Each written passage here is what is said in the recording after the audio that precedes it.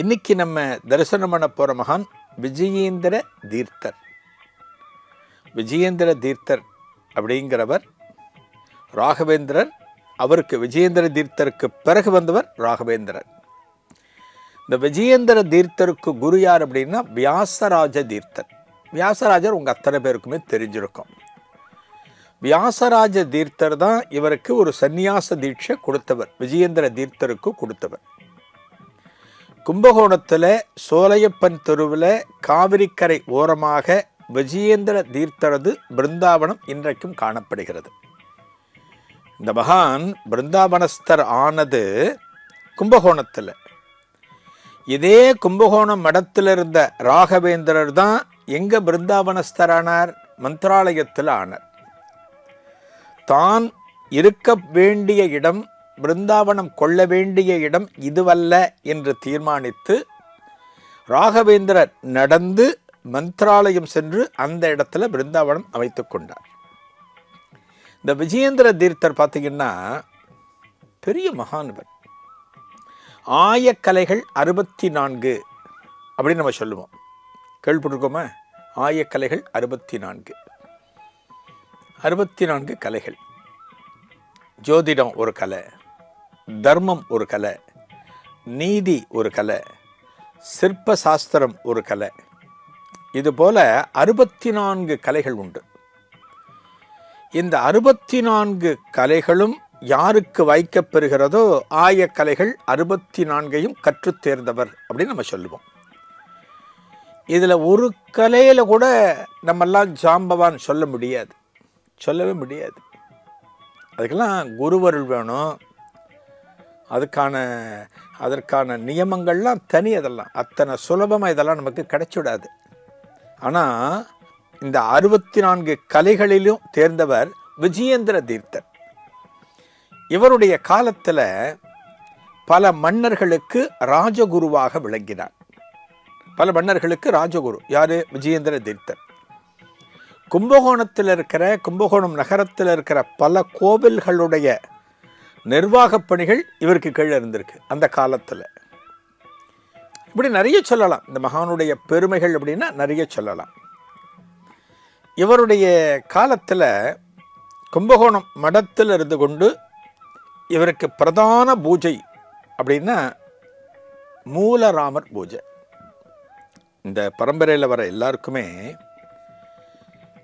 இந்த பரம்பரை சொல்கிற மொழியாக விஜயேந்திர தீர்த்தர் அடுத்தடுத்து வரக்கூடிய மகான்களுக்கு பிரதான பூஜை என்ன? மூலராமர் விக்கிரகம். அதுக்கு தான் பூஜை பண்ணுவாங்க. இன்றைக்கி மந்திராலயத்தில் இருக்குது, மூலராமர் விக்கிரகம் இருக்குது. அதுக்கு தான் பூஜை, பிரதான பூஜை அதுக்கு தான் நடக்கும். அதான் பூஜை. அந்த பூஜையை பார்க்கறதுக்கு, அந்த பூஜையை தரிசனம் பண்ணுறதுக்கு திரளான பக்தர்கள் குவிவார்கள். ஒரு நாளைக்கு விஜயேந்திர தீர்த்தர் மடத்தில் இருக்கார். அப்போ ஒரு அன்பர் உள்ள நுழைகிறார். அவர் ஒரு ஜோதிடர். அவருடைய பேர் பிரபஞ்சன சர்மான்னு பேர். அவருடைய பேர். அந்த ஜோதிடர் உள்ள நுழைகிறார். மகான் விஜயேந்திர தீர்த்தரை பார்த்தவுடனே வணங்குகிறார், நமஸ்கரிக்கிறார். உட்கார சொல்கிறார். விஜயேந்திர தீர்த்தர் உட்கார சொல்கிறார். யாரோ ஒரு பெரிய பண்டிதர் மாதிரி இருக்காருன்னு உட்கார சொல்கிறார். அவரை பற்றி கேட்கிற, யார் நீங்கள் அப்படின்னு கேட்கிற. சுவாமி, நான் இப்போ தஞ்சாவூரில் வாசம் பண்ணுறேன். நான் கேரள தேசம். எனது முன்னோர்கள் அத்தனை பேருமே ஜோதிட புலமையில் தேர்ந்தவர்கள், ஜோதிடத்தில் தேர்ந்தவர்கள். அந்த பரம்பரையில் நான் வந்துட்டுருக்கேன். எனக்கு திருவனந்தபுரத்து ராஜா என்னுடைய ஜோதிட புலமையை பாராட்டி ஜோதிட மார்த்தாண்டன் அப்படிங்கிற ஒரு பட்டத்தை கொடுத்துருக்கார். என்னோட ஜோதிடத்திற்கு எல்லா இடத்துலையும் ஒரு நல்ல பேர் உண்டு. என்னுடைய முன்னோர்களுடைய அருள் காரணமாக அந்த பேர் எனக்கு இன்னைக்கும் இருக்கு. நான் கேரள தேசத்திலிருந்து பயணித்து தஞ்சைக்கு வந்தேன். தஞ்சையை தற்போது ஆண்டு கொண்டிருக்கிற ராஜா சவ்வப்ப நாயக்கர் என்னை பற்றி கேள்விப்பட்டு தனது அரண்மனைக்கு அழைத்தார். என்னை கௌரவம் பண்ணினார். என்னை தனது ஆஸ்தான வித்வானாக நியமித்து கொண்டார். யார் சொல்றது இதெல்லாம்? பிரபஞ்சன சர்மா. யார்கிட்ட சொல்கிறார்? விஜயேந்திர தீர்த்தர்கிட்ட சொல்கிறார். அடுத்து கேட்குறார் விஜயேந்திர தீர்த்தர், ரொம்ப சந்தோஷம் நீங்கள் சொன்னது. இங்கே வந்திருக்கேளே, என்ன காரணத்துக்காக இங்கே வந்திருக்கேள்? இங்கே கும்பகோணம் மடத்துக்கு எதுக்காக வந்திருக்கேள் அப்படின்னு கேட்கிறார். சுவாமி, எனக்கு ஒரு ஆசை. யார்? பிரபஞ்சன சர்மா சொல்கிறார், நான் ஜோதிடத்தில் தேர்ந்தவன், நீங்கள் ஆயக்கலைகள் 64 தேர்ந்தவர். ஆயக்கலைகள் 64 ஜோதிடமும் ஒரு கலை. உங்க கூட ஜோதிடத்தில் போட்டியிடலாம் அப்படின்னு நான் இங்கே வந்திருக்கேன் அப்படிங்கிற. சுவாமிகள் சிரிக்கிறார். விஜயேந்திர தீர்த்தர், ஓ, ஜோதிடத்தில் போட்டியிடுவதற்காக வந்திருக்கிறீர்களா அப்படின்னு கேட்குறேன். ஆமாம் சுவாமி சொல்கிறேன். பிரபஞ்சன சர்மா, சந்தோஷம் சந்தோஷம். போட்டி எப்படி வச்சுக்கலாம், என்ன பண்ணலாம், நீங்களே சொல்லுங்கோ சுவாமிகள் கேட்கிறார். இப்போ ஒரு போட்டிக்கு ஒருத்தர் கூப்பிடுறாருன்னா, ஒருத்தர் இன்னொருத்தரை கூப்பிடுறார் அப்படின்னா, இந்த கூப்பிடுகிறவர் இருக்கார்ல, கொஞ்சம் கவனிச்சிருக்கோம். நம்ம பல சந்தர்ப்பங்களை கவனிச்சிருக்கோம். எங்கூட சண்டைக்கு வரியாடா, எங்கூட சண்டைக்கு வரியா அப்படின்னு சில பேர் கூப்பிடுவான் எதிராளியை. கொஞ்சம் ஏதோ பலம் இருக்கும், ஏதோ பேக்ரவுண்ட் இருக்கும், இல்லாமல் கூப்பிட மாட்டான். இந்த ஜோதிடர் பாருங்க, பிரபஞ்சன சர்மா யாரிடம் போட்டியிட வந்திருக்கார்? விஜயேந்திர தீர்த்தர், ஆயக்கலைகள் 64 தேர்ந்தவர். அவர்கிட்டயே போட்டி போட வருகிறார்னா ஏதோ அவர்கிட்ட கொஞ்சம் சக்தி இருக்கு, ஜோதிட புலமை ஏதோ கொஞ்சம் இருக்கு, அந்த நம்பிக்கையில் வந்திருக்கார்.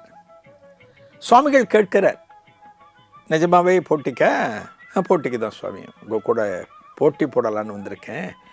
நம்ம 2 பேரும் ஜோதிட சம்பந்தமான ஒரு விஷயத்தில் ஒரு போட்டியை வச்சுட்டு 2 பேரில் யார் வெல்கிறார், யார் ஜெயிக்கிறார்னு பார்க்கலாம் அப்படிங்கிற. ஓ சரி, அப்போ போட்டியை எப்படி வச்சுக்கலாம், என்ன மாதிரி வச்சுக்கலாம், நீங்களே சொல்லுங்க. விஜயேந்திர தீர்த்தர் அவர்கிட்டே விடுற. இந்த ஜோதிட சாஸ்திரம்ங்கிறது இருக்கு பார்த்தீங்கள, ரொம்ப ஒரு அபரிமிதமான எல்லைகளை கொண்டது ஜோதிட சாஸ்திரம் அப்படிங்கிறது. ஜோதிட சாஸ்திரத்தை நான் கற்று தேர்ந்தவன் யாரும் சொல்ல முடியாது. எத்தனையோ விஷயங்கள் இருக்கு ஜோதிடத்தில், எத்தனையோ மகான்கள் நமக்கு முன்னால் வாழ்ந்து காட்டியிருக்கிறார்கள். வராக மிகிரர்ல ஆரம்பித்து எத்தனையோ மகான்கள். ராகவேந்திரரே ஜோதிடத்தில் தேர்ந்தவர். பல மகான்கள் இருக்காங்க. எல்லாத்தையும் நான் கற்றுட்டேன்னு யாருமே சொல்ல முடியாது. கற்று முடிச்சுட்டேன், எல்லாமே எனக்கு தெரியும் சொல்ல முடியாது. ஆனால் இந்த பிரபஞ்சன சர்மா ஒரு நம்பிக்கையோடு வந்திருக்கார். இவர்கிட்ட போட்டி போட்டு நாம் வெல்லலாம் அப்படின்னு வந்திருக்கார். எப்படி போட்டி, என்ன போட்டி, நீங்களே சொல்லுங்கன்னு சொன்ன பிறகு, பிரசனம் என்று கணிக்கக்கூடிய ஒரு பகுதி ஜோதிடத்தில் உண்டு. நாளைய தினம் இந்த இடத்துல, யாரு, கும்பகோணத்தில் விஜயேந்திர தீர்த்தர் மடத்தில் என்ன நடக்கப் போகிறது அப்படிங்கிறத நானும் கணிக்கிறேன். சுவாமிகளான நீங்களும் கணிங்கோ. நம்ம 2 பேரும் தனித்தனியாக நாளைக்கு என்ன நடக்க போகிறதுங்கிறத எழுதுவோம். நானும் எழுதுறேன், நீங்களும் எழுதுங்கோ. இது 2 பேரையும் தனித்தனியாக ஒரு சீல் வச்சுடுவோம். சீல் வச்சு மூடிட்டு யாரான ஒரு பொது பிரமுகர்கிட்ட கொடுத்துடுவோம். நாளைக்கு சாயங்காலம் இதை பிரித்து பார்க்கலாம். ஏன்னா கார்த்தால தானே நடக்கும்னு நம்ம சொல்ல வரோம். சாயங்காலம் பிரித்து பார்க்கலாம், யார் வெல்கிறார்னு தெரிஞ்சுக்கலாம் சுவாமி. இப்போ இந்த நேரத்தில் என்ன நடக்க போகிறது நம்மளால் சொல்ல முடியுமா? இன்னொரு 1 மணி நேரம் கழித்து என்ன நடக்கும் சொல்ல முடியுமா? இன்றைக்கி சாயங்காலம் என்ன நடக்கும் சொல்ல முடியுமா? நாளைக்கு என்ன நடக்கும் கணிக்க முடியுமா? வாழ்க்கை என்பது ஒரு திட்டமிடல். நம்ம வாழ்க்கைங்கிறது ஒரு பிளானிங், அவ்வளோதான். நாளைக்கு நம்ம இந்த மீட்டிங்கில் கலந்துக்கணும். இதை முடித்த பிறகு இங்கேருந்து ஏர்போர்ட் போய் பாம்பேக்கு போகணும்.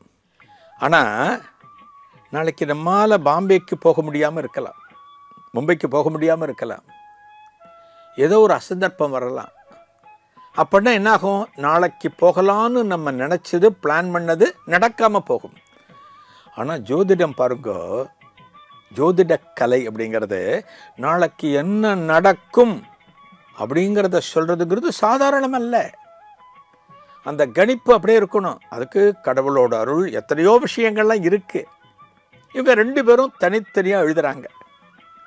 எழுதி அதை சீல் பண்ணி கும்பகோணத்தில் இருக்கிற ஒரு முக்கியமான ஒரு பிரமுகர் அவர்கிட்ட கொடுக்குறாங்க. அவரோட பாதுகாப்பில் அவர் பத்திரமா வச்சுருக்கணும்.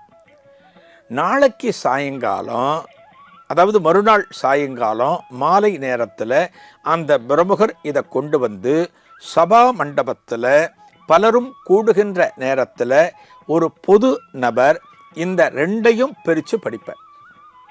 பிரித்து படித்து பார்த்து யார் சொன்னது அப்படியே இருக்கு. இதுதான் போட்டி. இந்த போட்டிக்கு உடன்பட்டு தான் விஜயேந்திர தீர்த்தரும் எழுதி கொடுத்துட்டார். மூடியாச்சு, சீல் பண்ணியாச்சு. கும்பகோணத்தில் இருக்கிற ஒரு பொது நபர், ஒரு பிரபலமான நபர்கிட்ட கொடுத்தாச்சு. யார் யார் என்னென்ன எழுதுனா யாருக்கும் தெரியாது, யாருக்கிட்டையும் சொல்லலை. அந்த கவர் எடுத்துன்னு போயிட்டார், அந்த சீல் பண்ணதை எடுத்துன்னு போயிட்டார். அடுத்த நாள் காலையில் பூஜை பண்ணுறதுக்காக சுவாமிகள் வந்து உட்கார்றார். யார்? விஜயேந்திர தீர்த்தர் வந்து உட்கார்றார், மண்டபத்தில் உட்கார்றார். அப்போ தஞ்சையை ஆண்டு கொண்டிருக்கிற செவ்வப்ப நாயக்கரும் அவரது தம்பியும் செவ்வப்ப நாயக்கரது குமாரர் அச்சுதப்ப நாயக்கரும், இவன் 3 பேரும் ராஜா, இவன் 3 பேரும் விஜயேந்திர தீர்த்தர் தரிசனத்திற்காக வருகிறார்கள். எங்கிருந்து? தஞ்சையிலிருந்து. 3 பேரும் தரிசனத்திற்கு வருகிறார்கள். விஜயேந்திர தீர்த்தரை தரிசிக்கிறார்கள், நமஸ்கரிக்கிறார்கள். சுவாமிகள் இவர்களுக்கெல்லாம் ஆசீர்வாதம் பண்ணுறார். உட்காருங்க, இப்போ பூஜை பண்ண போகிறேன், மூலராமருக்கு பூஜை பண்ண போகிறேன், இந்த பூஜையை நீங்கள் தரிசனம் பண்ணுங்க அப்படின்னு இந்த ராஜாக்கள் கிட்ட சொல்லிட்டு விஜயேந்திர தீர்த்தர் பூஜையை ஆரம்பிக்கிறார்.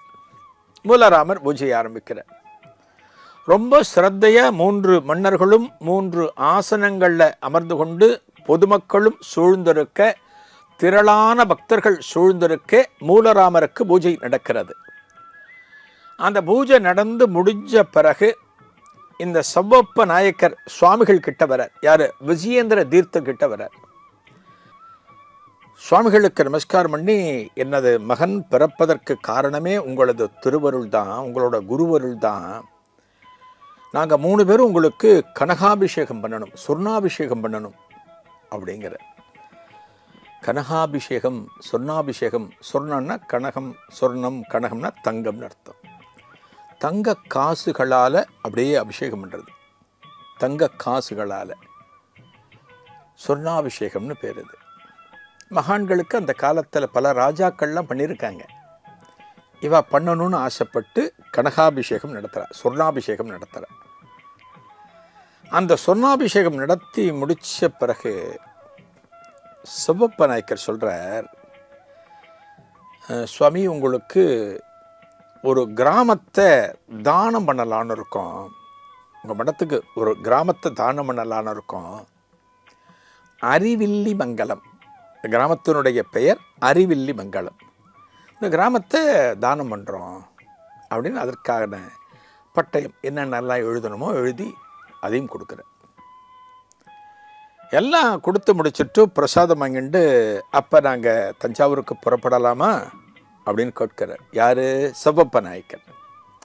ஒரு ராஜா அப்படிங்கிறவருக்கு எக்கச்சக்கமான பணிகள் இருக்கும்.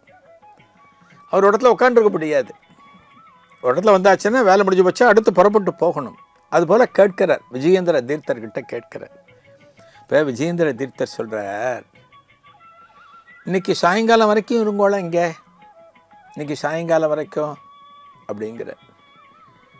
செவ்வப்ப நாயக்கர் அப்படியா அப்படின்னு பார்க்குற. என்ன காரணத்தினால சுவாமிகள் சொல்கிறார்னு பார்க்கிற போது விஜயேந்திர தீர்த்தர் சொல்கிறார், உங்களது ஆஸ்தான வித்வான் பிரபஞ்சன சர்மா இருக்கார் இல்லையா, இங்கே கூட வந்திருக்கார், இதோ உட்காந்துருக்கார் பாருங்க, அங்கே உட்காந்துருக்கார். அவருக்கும் எனக்கும் நேற்றுக்கு சாயங்காலம் ஒரு போட்டி ஒன்று அவரோட ஆசைப்படி நடந்தது. ஜோதிட சாஸ்திரத்தில் யார் வல்லவர்னு தெரிஞ்சுக்கணுன்னு அவருக்கு ஒரு ஆசை. அதனால் நேற்றுக்கு ஒரு போட்டி வச்சு இன்றைக்கு பகல் நேரத்தில் இந்த சபையில், சபா மண்டபத்தில், இந்த திருச்சன்னிதானத்தில் என்னென்ன நடக்கும் அப்படின்னு கணிச்சு எழுதணும். நானும் எழுதி கொடுத்துருக்கேன், அவரும் எழுதி கொடுத்துருக்கார். இதை இன்னைக்கு சாயங்காலம் இந்த இடத்துல பிரித்து படிக்க போகிறோம். ஒரு பிரமுகர்கிட்ட கொடுத்துருக்கோம், இதெல்லாம் கொடுத்துருக்கோம், சீல் பண்ணி கொடுத்துருக்கோம். சாயங்காலம் இதே இடத்துல பிரித்து பார்ப்போம். நீங்களும் அந்த நேரத்தில் இருந்தேன்னா நன்னா இருக்குமேனு தோணித்து அப்படிங்கிற. உடனே அவருக்கு சவ்வப்ப நாயக்கர் என்ன தோன்றுதுன்னா, என்னடாது தங்கிட்ட இருக்கக்கூடிய ஆஸ்தான வித்வான் இந்த மகானுடன் போட்டியிடுகிறாரா அப்படின்னு ஒரு ஆச்சரியம். அவரை பார்க்கிறார், இருந்த இடத்திலிருந்தே பார்க்கிறார். அந்த பிரபஞ்சன சர்மாவும் எழுந்து ராஜாவை வணங்குறார். சரி, சுவாமிகள் சொன்னபடி நான் இருக்கேன், இருந்து இன்னைக்கு சாயங்காலம் இந்த சபையில் நடக்கக்கூடிய அந்த காட்சிகளையும் நான் பார்த்துட்டு அப்புறம் நான் கிளம்புறேன் அப்படின்னு அங்கேயே தங்குறேன். பூஜை முடிஞ்சு சுவாமிகள் எல்லாருக்கும் பிரசாதத்தை கொடுத்து அனுப்புகிறார். மாலை பொழுது வருகிறது. மாலை பொழுதில் தான் முந்தின நாள் எழுதி கொடுத்த அதை பிரித்து சீல் போட்டு வச்சுருக்கா இல்லையா, அதை பிரித்து அப்போ தான் படிக்க போகிறார். சபா மண்டபத்தில் எல்லாரும் கூடியாச்சு. கும்பகோணத்தில் இருக்கிற நகர பிரமுகர்கள் அத்தனை பேரும், முக்கியஸ்தர்கள் அத்தனை பேரும் கூடியிருக்கா. பக்தர்களும் கூடியிருக்கிறார்கள். ராஜாக்களும் காணப்படுகிறார்கள். செவ்வப்ப நாயக்கர், அச்சுதப்ப நாயக்கர், இன்னொரு அவரோட தம்பி, எல்லாருமே இங்கே கூடியிருக்காங்க. சுவாமிகள் அமர்ந்து விட்டார்.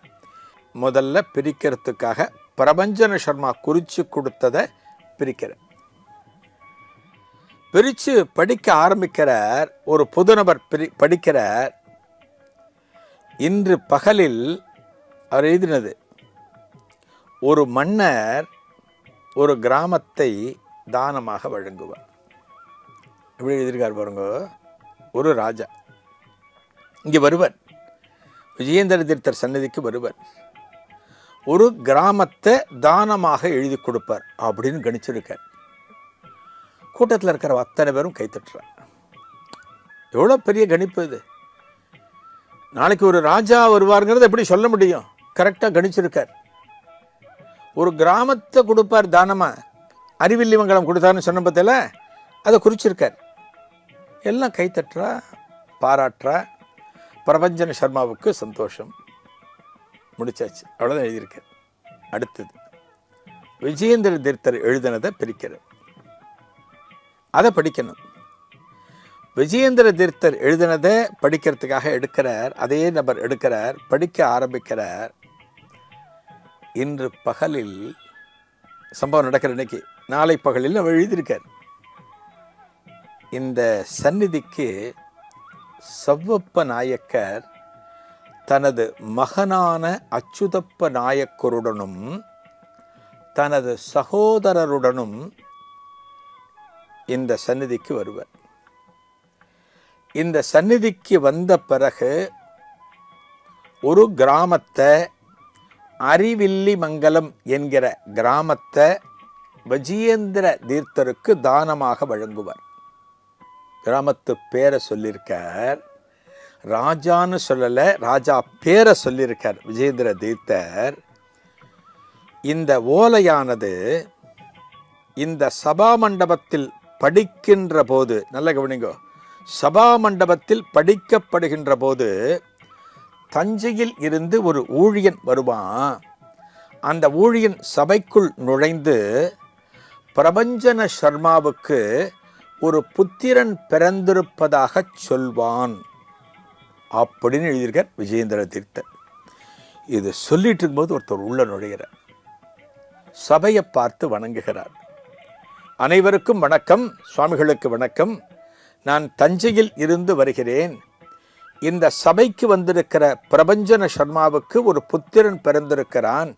அந்த தகவலை சொல்வதற்காக நான் குதிரை வண்டியில் வந்திருக்கிறேன் அப்படிங்கிறான். இந்த ஓலை படித்து கொண்டிருக்கிற போது வருவான் அப்படின்னு விஜயேந்திர தீர்த்தர் சொன்னார். அதே போல படித்து கொண்டிருக்கிற போது அந்த ஊழியன் வந்து இந்த தகவலை சொல்கிறான். பிரபஞ்சன சர்மா எழுந்து நிற்கிறார். அவர் கண்களில் கண்ணீர் கசிகிறது. விஜயேந்திர தீர்த்தருக்கு சாஷ்டாங்க நமஸ்காரம் செய்கிறார். சுவாமிகளே, நான் தவறிழைத்து விட்டேன். தங்களுடன் ஒரு போட்டிக்கு வந்து விட்டேன். இந்த தினத்திலே என்ன நிகழும் என்பதை ஒரு குறிப்பாகத்தான் என்னால் சொல்ல முடிந்தது. ஆனால் தாங்கள் துல்லியமாக சொல்லியிருக்கிறீர்கள். ஒரு மன்னர் என்று சொல்லவில்லை, மன்னரது பெயர்களையும் சொல்லியிருக்கிறீர்கள். ஒரு கிராமத்தை தானமாக வழங்குவான் என்று நான் சொல்லியிருந்தேன், ஆனால் அந்த கிராமத்தின் பெயரையே தாங்கள் குறிப்பிட்டுள்ளீர்கள். எனக்கு புத்திரன் பிறக்கப் போகிற சம்பவத்தையும் நீங்கள் சொல்லியிருக்கிறீர்கள். இப்படிலாம் சொல்லிட்டு சுவாமிகளுக்கு நமஸ்காரம் பண்ணி, சுவாமிகளே என்னை மன்னித்து விடுங்கள், தங்களுடன் போட்டியிட வந்தது எனது அறியாமையின் காரணமாக நிகழ்ந்து விட்டது அப்படின்னு சொல்கிற போது விஜயேந்திர தீர்த்தர் புன்னகைத்து விட்டு அவரை ஆசீர்வாதம் என்றார். அவருக்கு பிரசாதத்தை கொடுக்கிறார். இந்த சபையில் இந்த நிகழ்வுகளை கண்டுகொண்டிருக்கிற செவ்வப்ப நாயக்கர் சுவாமிகளை பாராட்டி அவருக்கு நமஸ்கரிக்கிறார். ஆயக்கலைகள் 64 தேர்ந்தவர் அப்படின்னா நாளைக்கு என்ன நடக்கும், அடுத்த வாரம் என்ன நடக்கும், அடுத்த மாதம் என்ன நடக்கும், ஒரு வருஷம் கழித்து என்ன நடக்கும், எல்லாவற்றையும் சொல்ல முடியும். காஞ்சி மகாசுவாமிகள் எத்தனையோ சந்தர்ப்பங்களில் இது போல சொல்லி இருக்கிறார். உனக்கு ஒரு புத்திரன் பரப்பான், எப்படி ஒரு கர்ப்பிணிக்கு சொல்லுவா புத்திரன் பரப்பான்னு சொல்லுவார். ஒரு 10 மாதம் கழிஞ்ச பிறகு ஒரு புத்திரன் பரப்பான். மகான்களால் மட்டும்தான் இத்தனை துல்லியமாக சொல்ல முடியும். என்ன காரணம்? அவர்களுக்கு இருக்கிற தபோபலன். வியாசராஜ தீர்த்தரால் சந்நியாச தீட்சை கொடுக்கப்பட்ட விஜயேந்திர தீர்த்தர் சாதாரணமானவராக இருக்க முடியுமா? எப்பேற்பட்ட மகானாக தனது காலத்திலே விளங்கினார், எப்பேற்பட்ட அருள் திறனுடன் விளங்கினார் அப்படிங்கிறது இந்த மகானை பற்றி படிக்க படிக்க நமக்கு ஆச்சரியமாக இருக்கும்.